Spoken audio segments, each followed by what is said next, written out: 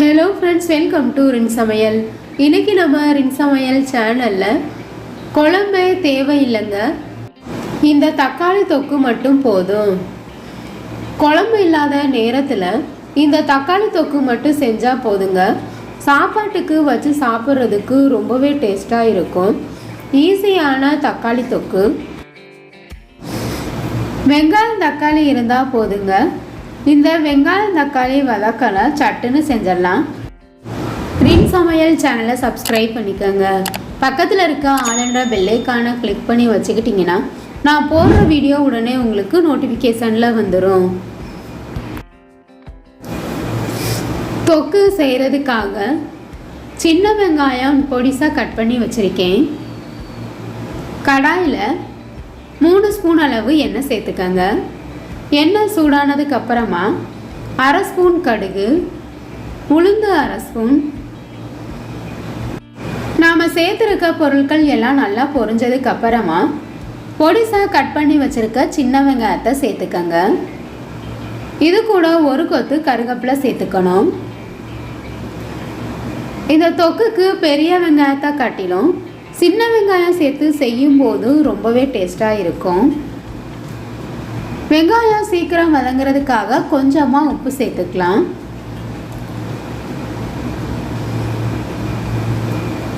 கண்ணாடி பதம் வர வரைக்கும் வெங்காயத்தை வதக்கி விட்டுக்கணும்.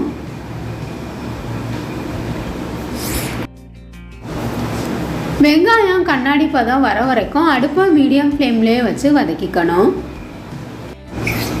வெங்காயத்தை நல்லா வதக்கி செய்யும்போது தான் இந்த தொக்கு சாப்பிட்றதுக்கு ரொம்பவே டேஸ்ட்டாக இருக்கும்.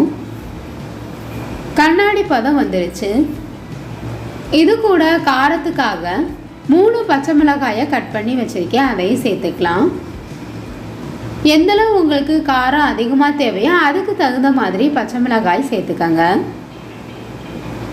மிளகாய் சேர்த்துட்டு லைட்டாக வதக்கி விட்டுக்கணும்.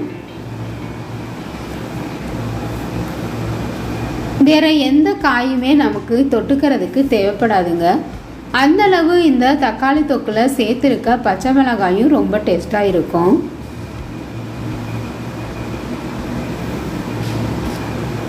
தொட்டுக்க தேவைப்படும் போது இந்த பச்சை மிளகாயும் வச்சு சாப்பிட்றதுக்கு ரொம்பவே டேஸ்ட்டாக இருக்கும்.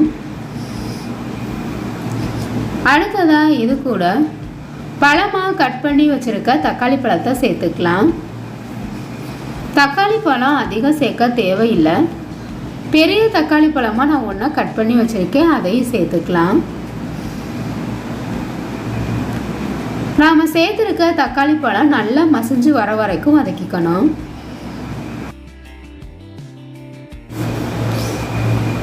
சாம்பார் குழம்புன்னு செய்ய முடியாத நேரங்களில் சாதம் வடித்த உடனே இந்த தக்காளி தொக்கை 10 நிமிஷத்தில் செஞ்சு சாப்பாடோடு வச்சு சாப்பிட்றதுக்கு ரொம்பவே டேஸ்ட்டாக இருக்கும். ஈஸியான தக்காளி தொக்கு. நம்ம சேர்த்துருந்த தக்காளி நல்லா மசிஞ்சு வெந்துருச்சு. இது கூட 1/2 ஸ்பூன் அளவு மிளகாய்த்தூள் நான் சேர்த்துருக்கேன். 1/4 ஸ்பூன் அளவு மஞ்சள் தூள் சேர்த்துக்கணும். மிளகாய்த்தூள் காரத்துக்கு தகுந்த மாதிரி கூடவோ குறைவோ சேர்த்துக்கோங்க. ஏற்கனவே நம்ம பச்சை மிளகாய் சேர்த்துருக்கோம். எந்தளவு தேவையோ அதுக்கு தகுந்த மாதிரி சேர்த்துக்கோங்க. நாம் சேர்த்துருக்க உப்பு காரம் எல்லாம் சரியாக இருக்கான்னு செக் பண்ணிக்கோங்க.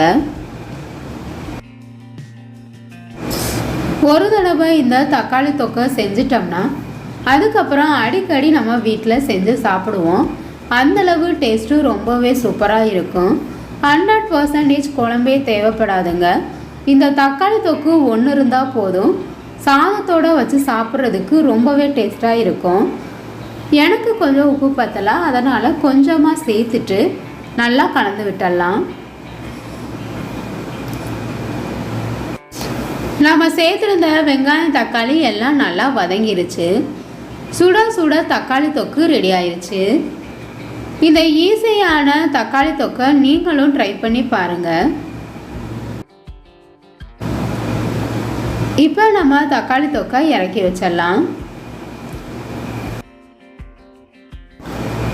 ரசம், சாம்பார், புளிக்குழம்போட வச்சு சாப்பிட்றதுக்கு ரொம்பவே டேஸ்ட்டாக இந்த தக்காளி தொக்கு இருக்கும். கஞ்சி கூட இந்த தக்காளி தொக்கை வச்சு சாப்பிட்றதுக்கு ரொம்பவே டேஸ்ட்டாக இருக்கும். ஈஸியான தக்காளி தொக்கு உங்களுக்கு பிடிச்சிருந்ததுன்னா ரின் சமையல் சேனலை சப்ஸ்கிரைப் பண்ணிக்கோங்க ஃப்ரெண்ட்ஸ். வெங்காயம் தக்காளி வதக்கல் உங்களுக்கு பிடிச்சிருந்ததுன்னா மறக்காமல் ஒரு லைக் கொடுங்க ஃப்ரெண்ட்ஸ். கமெண்ட் பண்ணுங்கள், ஷேர் பண்ணுங்கள். பக்கத்தில் இருக்க ஆளுன்ற பெல்லைக்கான கிளிக் பண்ணி வச்சுக்கிட்டிங்கன்னா நான் போடுற வீடியோ உடனே உங்களுக்கு நோட்டிஃபிகேஷனில் வந்துடும். Thank you friends.